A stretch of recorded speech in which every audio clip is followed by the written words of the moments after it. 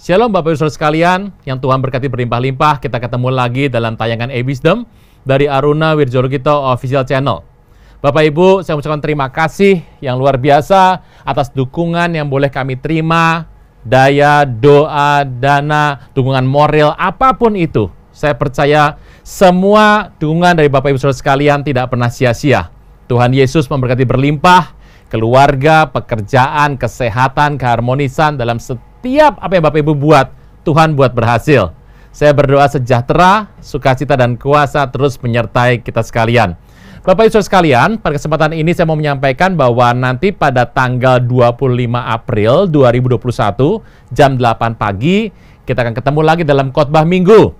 Saya sudah berjanji akan lebih sering untuk membawakan khotbah di hari Minggu. Nah, jangan lupa pada hari Minggu 25 April kita ketemu jam 8 pagi. Biarlah sama-sama kita beribadah dan berkat Tuhan berlimpah senantiasa dalam kehidupan kita. Tuhan Yesus memberkati Bapak Ibu berlimpah-limpah dalam anugerah yang besar. Sampai ketemu, Tuhan berkati.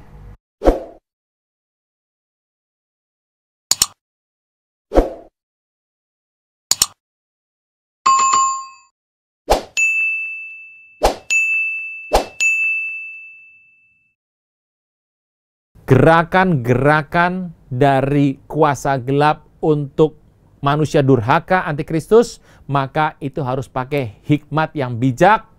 Kemudian dikatakan kalau Anda melihat bentuk-bentuk atau gerakan organisasi-organisasi di dunia yang sedang akan mengambil alih bumi dari tangan Tuhan, itu berarti adalah akal yang mengandung hikmat. Kalau Anda mengalami sebuah tekanan-tekanan tertentu dari pihak-pihak manusia durhaka ini, maka harus tabah. Dan yang terakhir, iman harus kuat dan tekun dalam tubuh. Saudara saya Tuhan, dari cerita ini tanda kutip menjadi kurang berarti apabila Anda meyakini bahwa Wahyu 4 sudah terjadi pengangkatan dan Anda percaya bahwa Wahyu itu kronologis. Saya ulang ya. Cerita ini menjadi tidak terlalu berarti untuk diangkat dalam sebuah seminar atau sebuah tayangan apabila Anda percaya bahwa pengangkatan sudah terjadi di Wahyu 4 dan Anda percaya, dan ada dua ya, bahwa Wahyu itu harus kronologis. Karena kalau sudah ayat 4 itu terangkat, saya percaya pembahasan Wahyu 5 sampai berikutnya menjadi tidak terlalu penting lagi.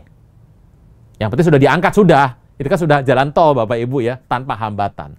Nah, tergantung tol di mana Bapak Ibu. Tolnya di daerah mana dan di kota mana. Oke, teruskan. Dari sini kita bisa melihat yang namanya 5 hal penting dalam Wahyu yang terkait dengan antikristus. Saya membahas antikristus hari ini untuk menyingkapkan cara kerjanya, bukan sama sekali memberikan glorifikasi atau yang namanya pujian kepada grup kuasa kegelapan ini. Kita akan bongkar ini supaya kita bisa paham, berpegang teguh janji Tuhan, Tuhan Yesus segera datang. Amin. Nah, teruskan. Kalau kita melihat kunci dari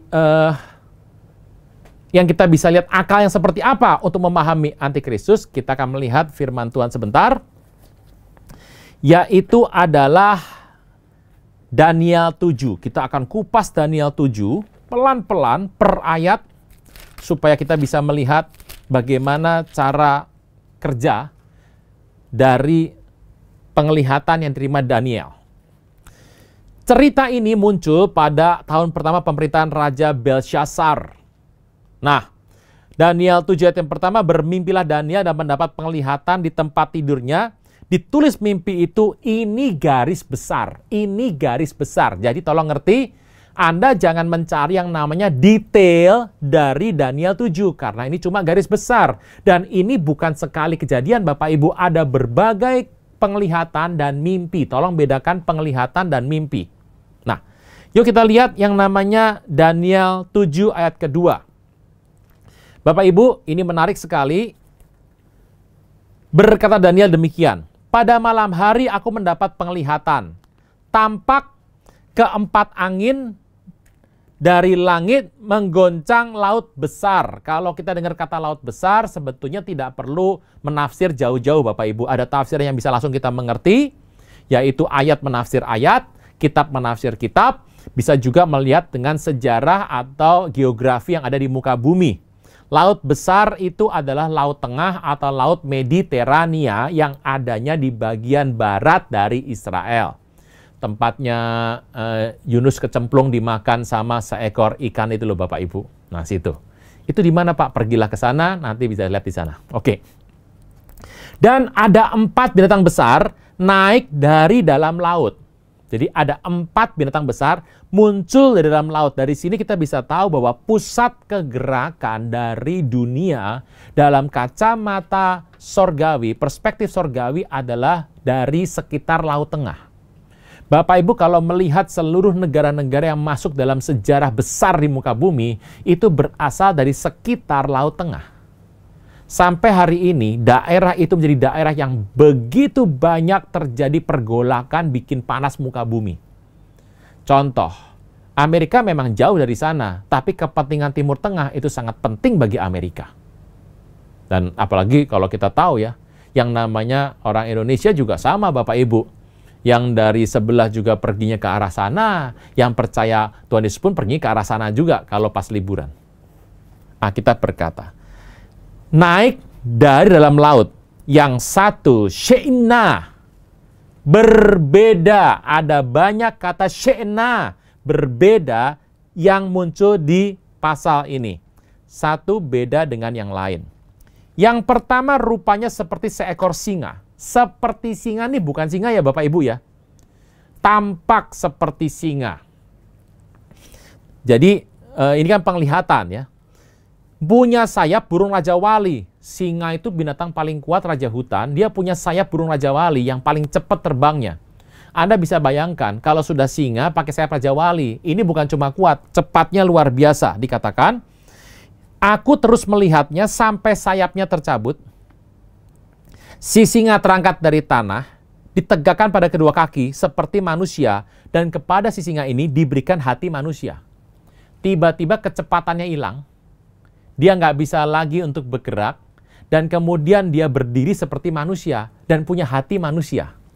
Nah, dan yang kedua tampak ada seekor binatang lain, yang kedua rupa seperti beruang. Ia berdiri pada sisi yang sebelah, jadi kalau berdiri gini nih, nyamping begini, aneh sekali ya, gitu nyamping begitu. Ya, Anda yang suka berdiri nyamping, Bapak Ibu, Anda bukan beruang, Anda manusia. Teruskan. Dan ada 3 tulang rusuk di dalam mulutnya, di antara giginya. Wah, lagi makan tulang iga. Kita tahu lah tulang iga itu paling enak Bapak Ibu. Ini syutingnya siang-siang nih, makan siang pas.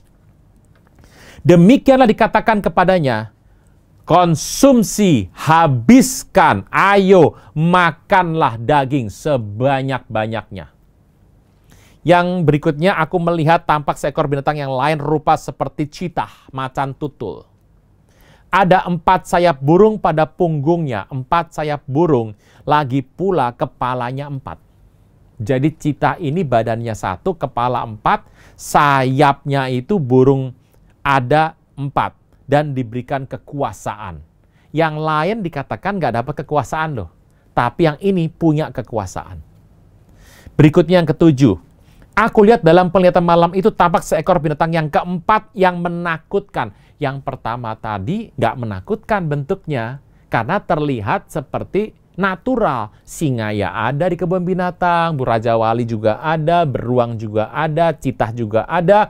Nggak menakutkan karena bentuknya sering dilihat oleh Daniel. Tapi yang keempat dikatakan menakutkan, dahsyat, full of terror. Mendahsyatkan itu adalah full of terror, penuh ketakutan, mendahsyatkan.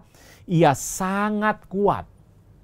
Yang tadi itu punya kuasa, gede, kuat. Kalau yang ini sangat firm, sangat kokoh, sangat tebal, sangat kuat.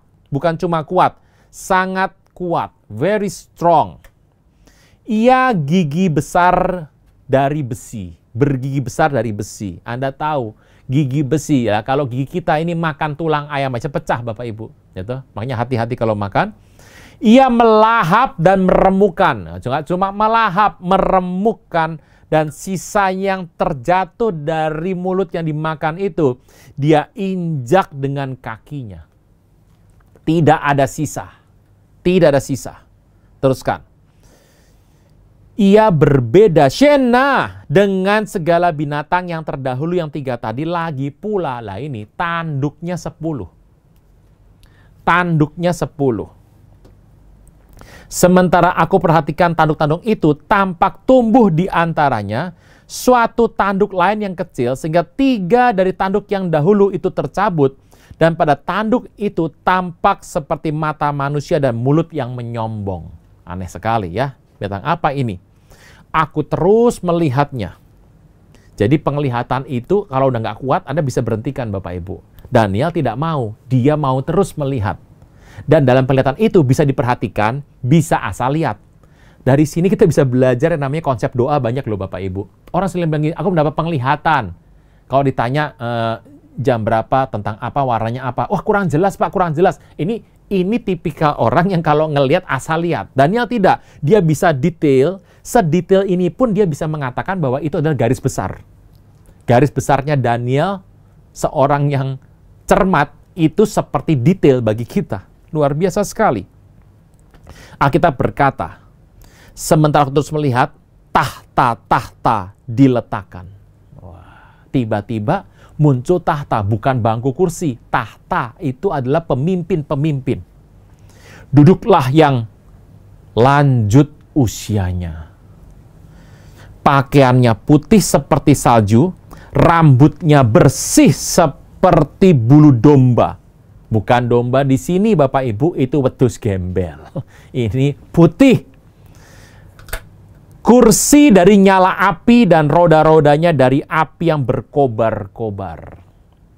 Sudah Anda bisa tebak kan ya bahwa our God, itu Tuhan kita is a consuming fire. Api yang menghanguskan. Nggak aneh kenapa? Kursinya aja, rodanya semua api berkobar. Jadi siapa yang duduk yang lanjut usianya ini? Bapa di sorga. Suatu sungai api timbul dan mengalir dari hadapannya. Dari hadapan tiba muncul sungai api. 1000 kali beribu-ribu melayani dia. Dan selaksa kali berlaksa-laksa berdiri di hadapannya. Nggak terhitung bahasa aslinya. Duduklah majelis pengadilan dan dibukalah kitab-kitab. Ternyata di situ ada yang lanjut usianya Bapa di sorga. Lalu muncul lagi tahta-tahta, yaitu adalah majelis pengadilan. Jadi majelisnya nggak cuma satu, namanya juga majelis. Dewan, gitu. Jumlah nggak satu. Teruskan. Dibukalah kitab-kitab. Cerita ini sangat mirip dengan kitab Wahyu. Kitab-kitab apa Pak? Saya tidak tahu, tapi kitab-kitab jumlah. Katakan banyak. Aku terus melihatnya. Apa sih artinya? Daniel nggak pernah pengen meleset sama sekali. Kalau Bapak Ibu Anda pernah mendapat karunia tertentu untuk melihat atau mengalami, jangan pernah mau meleset. Tempel terus. Karena perkataan sombong yang diucapkan tanduk itu, aku terus melihatnya, diulang lagi berkali-kali. Artinya apa? Ini benar. Teruskan. Sampai binatang itu dibunuh. Yang mana? Yang tadi binatang keempat yang meremukan, mendahsyatkan tadi. Tubuhnya dibinasakan, diserahkan dalam api yang membakar. Teruskan. Juga kekuasaan binatang-binatang yang lain, yang 3 tadi, dicabut dan jangka hidup mereka ditentukan sampai waktu dan saatnya. Aku terus melihat dalam penglihatan malam itu. Berapa kali Daniel mengatakan aku terus melihat? Artinya tidak ada yang miss dari penglihatan itu. Teruskan. Tampak datang dengan awan-awan dari langit seorang seperti anak manusia. Datanglah ia kepada yang lanjut usianya dan ia dibawa ke hadapan yang lanjut usianya itu. Siapa ini? Kita bisa tebak dengan cepat. Inilah Tuhan Yesus. Lalu diberikan kepada yang tampak seperti anak manusia itu kekuasaan dan kemuliaan dan kekuasaan sebagai raja. Saya ulang ya. Diberikan kekuasaan dan kemuliaan dan kekuasaan sebagai raja. Maka orang-orang dari segala bangsa, suku, bangsa, bahasa mengabdi kepada yang tampak seperti anak manusia itu. Kekuasaannya ialah kekuasaan yang kekal, yang tidak akan lenyap, dan kerajaannya adalah kerajaan yang tidak akan musnah. Anda tahu siapa itu yang mirip anak manusia ini? Tuhan Yesus. Dialah Raja atas segenap suku, kaum, bangsa, dan bahasa, dan kerajaannya kekal selama-lamanya. Bisa jelas Bapak Ibu? Ini Daniel sudah cerita konsep ini. Konsep ini jelas dalam cerita kemudian pada zaman gereja-gereja dan gereja mengenai konsep ketuhanan. 15.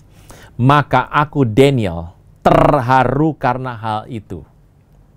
Dan penglihatan yang kulihat itu menggelisahkan aku. Bapak Ibu, saya percaya kita adalah orang-orang yang hidup berintegritas. Artinya kalau Anda mendapat penglihatan, Anda harus terharu Bapak Ibu. Kenapa? Karena manusia nggak boleh lihat itu, tapi Tuhan kasih karunia. Kalau Anda tahu seperti ini, orang semakin dapat penglihatan, harusnya dia semakin dekat dan merasa tidak layak. Ketahuan Bapak Ibu, nggak layak. Baru nanti dia punya penglihatan akan semakin berkembang. Dikatakan di sana, lalu ku dekati salah seorang dari mereka yang berdiri di sana. Nah ini, dia nggak berani tanya-tanya, dia diem, dia cuma bisik-bisik sama orang di sana. Didekati. Berarti saya mau tanya, penglihatan itu bisa melihat dan bisa melihat yang namanya 3 dimensi ya.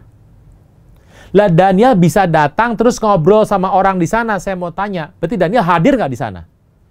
Tipikal jenis penglihatan, marifat, kata pengetahuan yang luar biasa. Makanya Bapak Ibu dari kitab Daniel ini Daniel ini mempraktekkan yang namanya karunia roh dengan berbagai macam karunia marifat.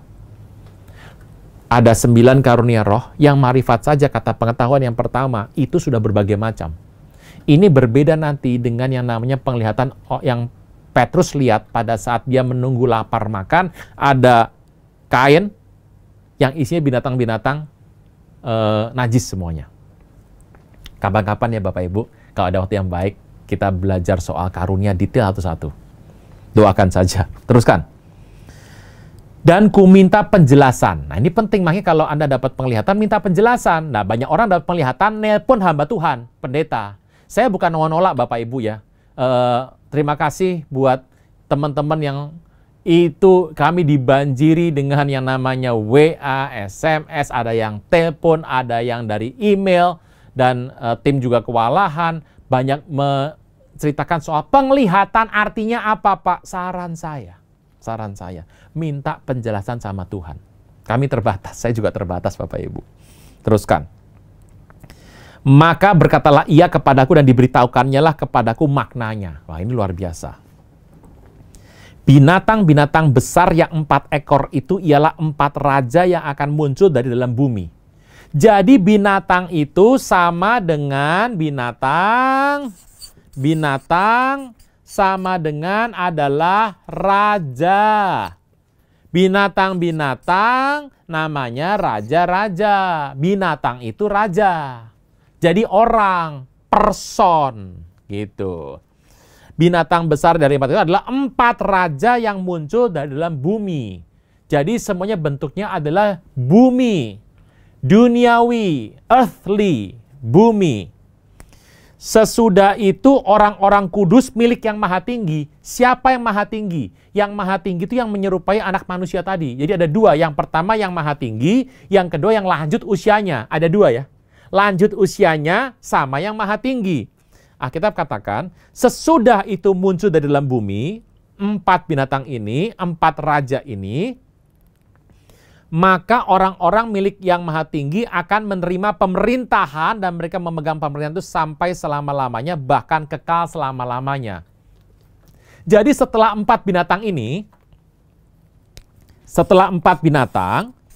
nanti umat orang-orang milik yang maha tinggi, yaitu Anda dan saya, akan pegang pemerintahan kekal. Dari sini kelihatan ada jeda yang hilang. Jadi kalau dilihat di sini, habis binatang keempat selesai, tiba-tiba umat yang maha tinggi mendapat kekuasaan. Apa yang saya mau cerita? Berarti masa antikristus itu, masa yang berat pada zaman itu cuma sebentar Bapak Ibu. Hampir nggak direken, nggak dihitung sama sorga.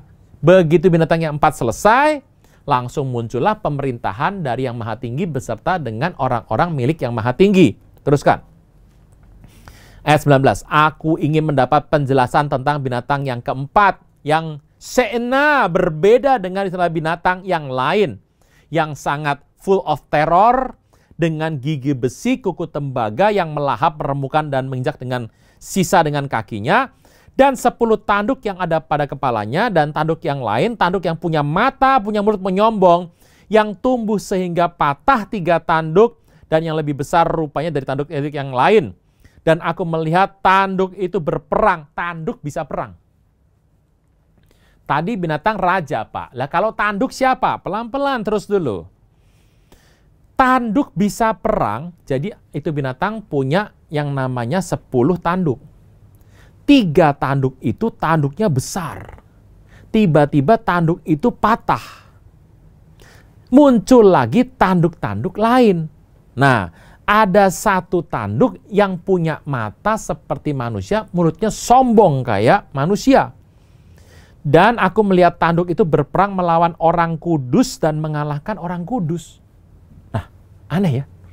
Ternyata dari binatang keempat ini nanti muncul sebuah tanduk yang melawan orang kudus dan mengalahkannya. Sampai kapan? Sampai yang lanjut usia datang dan keadilan diberikan kepada orang-orang kudus milik yang maha tinggi. Dan waktunya datang orang-orang kudus itu memegang pemerintahan. Jadi di sini ketahuan banget sampai kapan itu dia datang sebagai pemenang. Dia mengalahkan orang-orang milik yang maha tinggi. Aneh, orang kudus bisa kalah loh.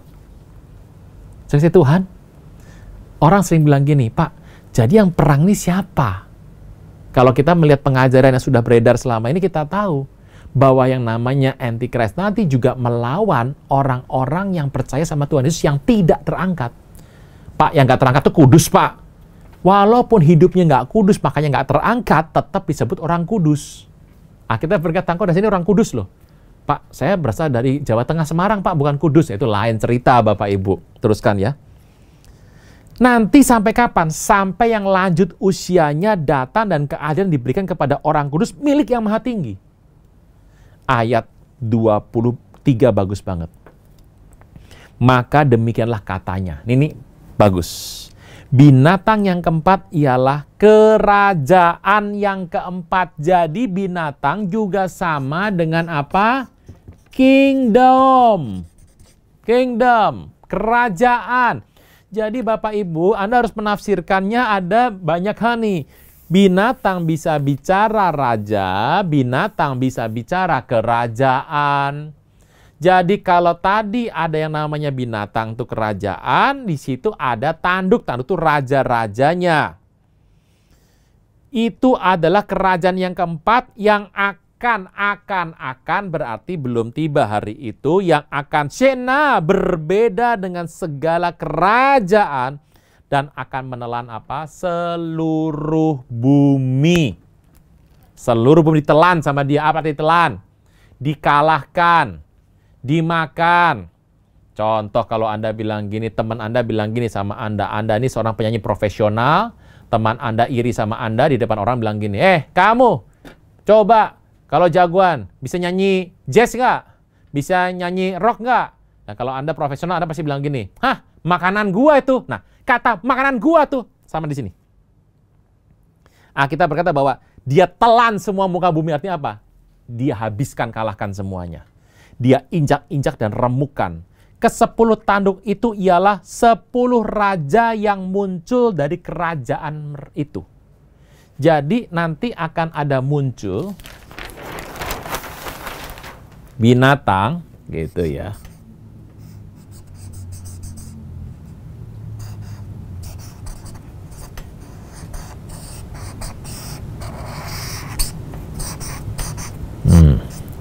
Ya, intermezzo Bapak Ibu.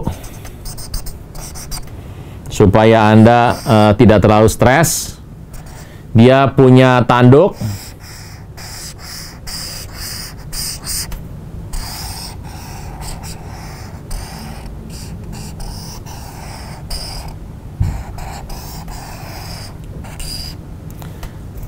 7 tambah 3. Oke. Ya.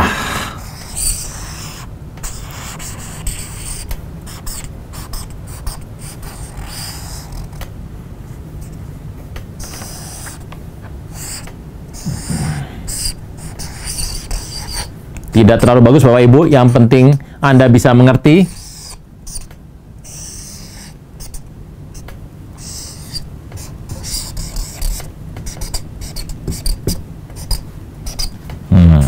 Ya, oke.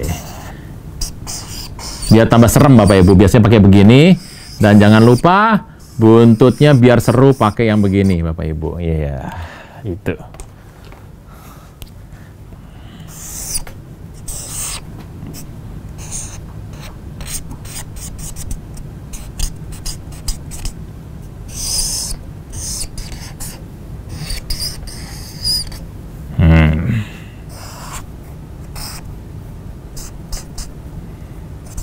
Ya, bilang naga juga bukan, apa juga bukan. Tanduknya patah, muncullah tanduk baru di sini. Nah, tanduk ini punya mata manusia dan mulut yang menyombong. Dan tanduk itu bisa berperang. Terus Tuhan, teruskan. 10 raja muncul dari kerajaan, dan muncul seorang raja, dia berbeda dengan raja terdahulu. Raja terdahulu ini ada 10 raja nih. Jadi ada 10 ya. Bapak Ibu, 1, 2, 3, 4, 5, 6, 7, 8, 9, 10. Ya. Dia Shena berbeda dengan raja terdahulu dan merendahkan 3 raja. Dipatahkan 3 raja. Ia mengucapkan perkataan yang menentang Tuhan Yesus yang Maha Tinggi dan menganiaya orang kudus milik Tuhan Yesus. Saya mau tanya, yang selama ini selalu terbukti untuk menganiaya orang-orang percaya siapa? Nah, teruskan. Ia berusaha untuk mengubah waktu dan hukum. Aturan waktu ditukar-tukar sama dia, hukum ditukar semuanya, dan mereka diserahkan ke dalam tangannya. Orang kudus diserahkan ke dalam tangan dari si tanduk ini. 1 masa, 2 masa, dan setengah masa. 3,5 masa. Kita harus tahu bahwa kitab Daniel kalau bilang masa itu terkait dengan tahun. Pak, tahu dari mana Pak? Kalau masa itu tahun, Anda bisa buka Daniel 9. Daniel 9, kita buka dulu ayat 25. Ketahuilah dan pahamilah saat firman ini keluar bahwa Yerusalem akan dipulihkan dan dibangun kembali sampai datangnya seorang diurapi, itu ada 7 kali 7 masa. Bapak Ibu, kita ngerti yang namanya Yerusalem dipulihkan waktu Raja Artasasta memerintahkan yang namanya Nehemia, Ezra bisa pulang membangun kembali bait suci yang kelak akan diperbagus oleh Herodes menjadi bait suci kedua. Itu adalah 49 tahun. 7 kali 7 masa yang Alkitab sebutkan dalam fakta sejarah itu dibangunnya 49 tahun. Jadi dari sana dikatakan masa dekat dengan sejarah. Tahun.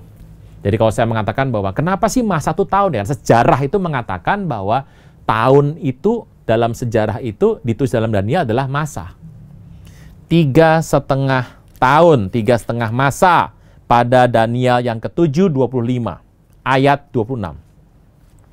Lalu Dewan Majelis Pengadilan akan duduk dan kekuasaan dicabut daripadanya untuk dimusnahkan, dihancurkan sampai lenyap.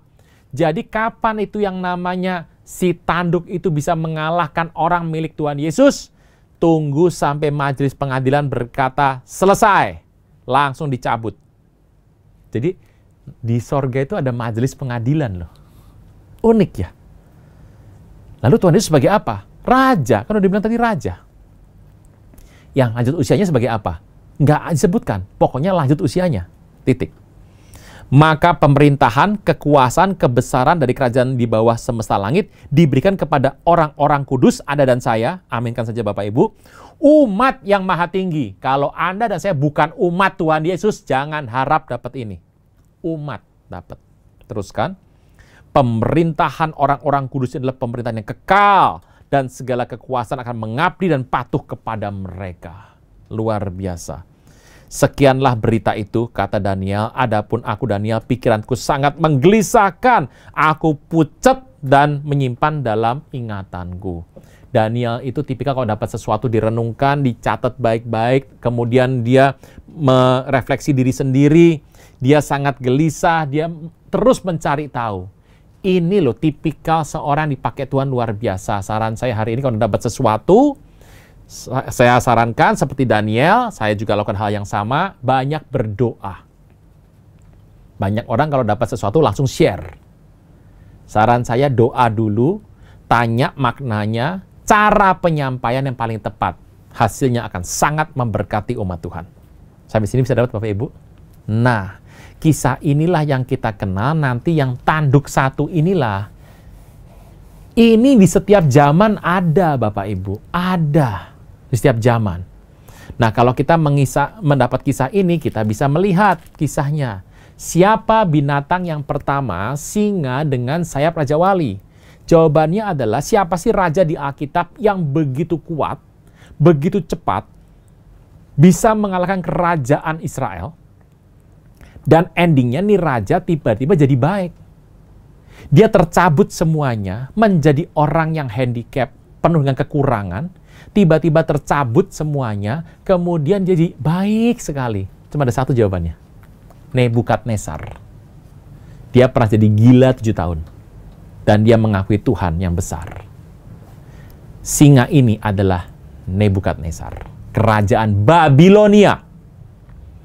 Berikutnya ada muncul yang namanya beruang.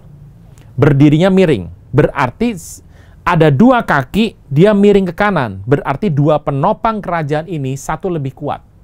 Inilah kerajaan Media dan Persia. Madi Parsi. Itu kayak Sekoslovakia. Sekos dan Slovakia menjadi Sekoslovakia. Ini juga Media Persia menjadi Medi Persia. Itu kerajaan-kerajaan yang sekarang adalah kerajaan Iran. Iran ada di sana. Kita nggak bisa membedakan karena jalur perbatasan zaman dulu sampai sekarang itu berbeda Bapak Ibu. Babel kerajaannya ada di Irak sekarang, luasnya luar biasa. Kerajaan Medi Persia juga mengambil bagian dari kerajaan Babel. Kita ingat bahwa raja terakhir dari Babel adalah Belshazzar yang menek-menek tekel Ufarsin, ada punggung tangan. Itu malam itu juga dia dihancurkan kerajaannya oleh orang Persia. Dan di Persia itu ternyata Medi sama Persia lebih kuat yang Persia. Dan kerajaan Persia sejarah mencatat itu di sana ada Ahasveros, ada Cyrus, Artasasta gitu ya. Itu mereka telah mengalahkan 3 pendahulunya, 3 tulang iga di mulutnya yang dihabiskan total. Pertama, kenapa Nebukadnezar bisa kaya? Karena dia merampok bait suci Salomo. Dalam kerajaan Media Persia, kita tahu bahwa Media Persia itu lebih kuat Persia dan dia makan 3 tulang iga. Siapa 3 tulang iga itu? Yang pertama adalah kerajaan Mesir, 2 Asyur, yang ketiga adalah kerajaan Babel. Ini 3. Jadi ada 3 kerajaan di sana. Dan 3 kerajaan ini habis dimakan oleh kerajaan Persia. Gitu. Saya sudah ceritakan tadi, raja-rajanya, termasuk Anda tahu yang namanya Ratu Esther, nah itu ada di kerajaan ini. Nah, orang Israel dibuang ke sana. Daniel mengalami kerajaan Babel dan Persia. Lalu pertanyaan berikutnya adalah, setelah itu selesai, tampak ada citah, macan tutul, 4 kepala. Siapa ini? Tidak perlu untuk susah-susah mencari tahu, sejarah mencatat. Kerajaan Persia zaman Darius terakhir, dihancurkan total oleh kerajaan Macedonia, Yunani. Dengan tokoh pertamanya adalah The Great Alexander, Alexander Agung. 12 tahun dia memerintah di sana. Dia bisa meluaskan kerajaannya sampai ke India. Dan yang menarik adalah dalam 12 tahun, dia menguasai sekitar, ya kalau nggak pakai laut, mungkin sekitar 1/8 muka bumi. Dan yang luar biasa adalah dalam 12 tahun itu, berhasil menguasai, tiba-tiba dia harus mati. Kenapa? Pecah levernya karena miras oplosan. Ya, terlalu banyak mabuk ya. Dan waktu dia wafat, Diadochi atau yang jenderal-jenderalnya yang seumur semuanya itu kemudian mulai berperang satu sama lain dan membagi wilayah besar itu menjadi 4 bagian ke 4 arah mata angin. Jangan tunda menerima Yesus. Hanya Yesus yang sanggup melepaskan Anda dari kesalahan dan dosa. Selalu ada waktu bagi Dia, tetapi tidak selalu ada waktu bagi Anda. Mari ikuti saya mengucapkan doa berikut dengan yakin. Tuhan Yesus, ampuni semua kesalahan dan dosaku. Saat ini dengan sadar dan rela, aku mengundang Engkau sebagai Tuhan, Raja, dan Juru Selamat hidupku. Terima kasih Tuhan Yesus untuk namaku telah dicatat dalam kitab kehidupan. Amin.